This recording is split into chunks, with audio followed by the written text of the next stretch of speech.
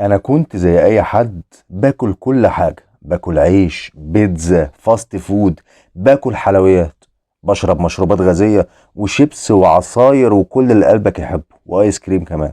انا كنت فاكر ان ده طبيعي، لكن الحقيقة انا كنت عايش في غيبوبة او ميت مدفون بالحياة يعني. اليوم اللي انا بطلت فيه السكر كل حاجة في حياتي اتغيرت. كمل معايا الفيديو للاخر وهتنصدم من اللي انت هتسمعه. اللي حصل بعد كده كان صدمة. أول تغيير، مخي بقى صافي بشكل مرعب. بقيت أينشتاين، والله العظيم. بقى عندي تركيز شديد جدا، هدوء، استرخاء، مفيش توتر خالص. قبل كده مخي كان دايما مشوش، في وش. دلوقتي حاسس كأني فجأة بقيت في الجنة ونعيمها. السبب بسيط، السكر كان بيرفع طاقتي بسرعة وبعدين يوقعني تاني بسرعة. دلوقتي الطاقة ثابتة طول اليوم. تاني تغيير، سعادة ثابتة ومش مؤقتة، ثابتة طول اليوم. قبل كده كنت محتاج سكر عشان أحس إن مزاجي كويس. دلوقتي أنا سعيد بدون سبب، بصحى من النوم سعيد فاشخ ضب كده. مش محتاج أي منبهات كمان، لا شاي ولا قهوة، جسمي لوحده بقى نفسه مصدر للطاقة. تالت تغيير بقى، النوم بقى عميق جدا، بنام بسرعة وبصحى فايق حتى بدون قهوة أو شاي، مش لازم أشربهم. قبل كده كنت بصحى مرهق جدا، دلوقتي بصحى جاهز للحياة. رابع تغيير، اختفى ألم جسمي خالص. كل حاجة في جسمي كانت بتوجعني اختفت. ألم الظهر اختفى، ألم الرجل والرقبة اختفوا. بقيت نشيط جدا. السبب إن السكر بيزود الالتهابات في الجسم. لما بطلته الالتهابات دي راحت. خامس تغيير بقى، اختفى الجوع الجنوني. قبل كده كنت بجوع بسرعة وبفكر في الأكل طول اليوم. أنا كنت عايش عشان آكل. دلوقتي ممكن آكل موزة وتفاحة وأكون تمام وراضي وزي الفل. مش بفكر في الأكل طول الوقت زي قبل كده. أنا اللي بتحكم في الأكل، مش هو اللي بيتحكم فيا. وكل ده بسبب إني وقفت الحاجات المصنعة والسكر بس، وباكل من أكل البيت عادي اللي محطوط قدامي باكله.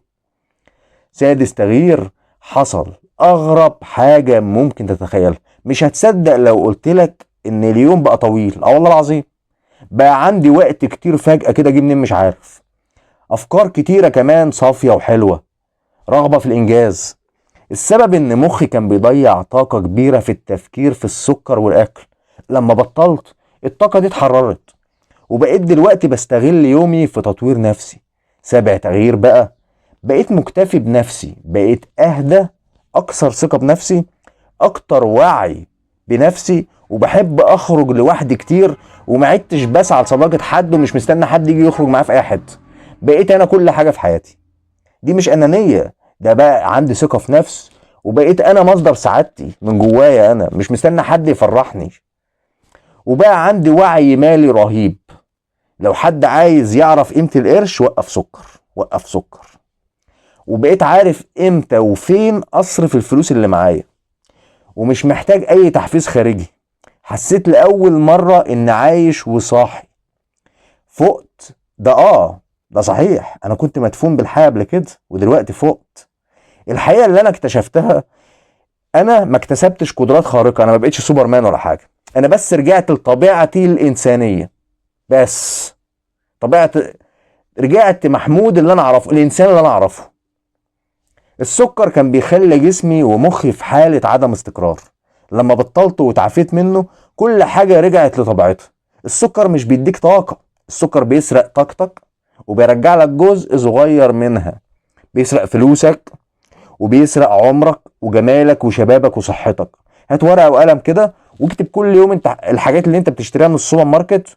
اخر الشهر مرتبك كله ضايع على ايه؟ الشيبسي والبسكوت والكلام الفارغ ده كله. انا مش بقولك امنع السكر، انا بقولك حافظ على نفسك منه. جرب تبعد عنه كده فترة وشوف بنفسك هتكتشف ايه. يمكن تكتشف انك كنت عايش بنص طاقتك بس. جرب، هتخسر ايه؟ الموضوع صعب مش سهل في اوله بس، لكن بعد كده كل حاجة بتفتح. التغيير نفسه هيخليك تمسك في الموضوع بايديك واسنانك. انا بحكي لكم تجربة انا عشتها بنفسي وما زلت عايشها دلوقتي، عشان كده عارف اتكلم في الكاميرا بشكل كويس. انا بقالي فترة طويلة مش عارف اصور فيديوهات ده كان بسبب ان انا بعك في الاكل، ما كنتش واخد بالي من الموضوع ده. اتمنى لكم حياة جميلة، حياة كلها صحة وشباب وجمال وسعادة. ما تخليش السكر يسرق فلوسك ويسرق عمرك ويسرق جمالك ويسرق شبابك ويسرق صحتك. اوعى تخليه يسرقك.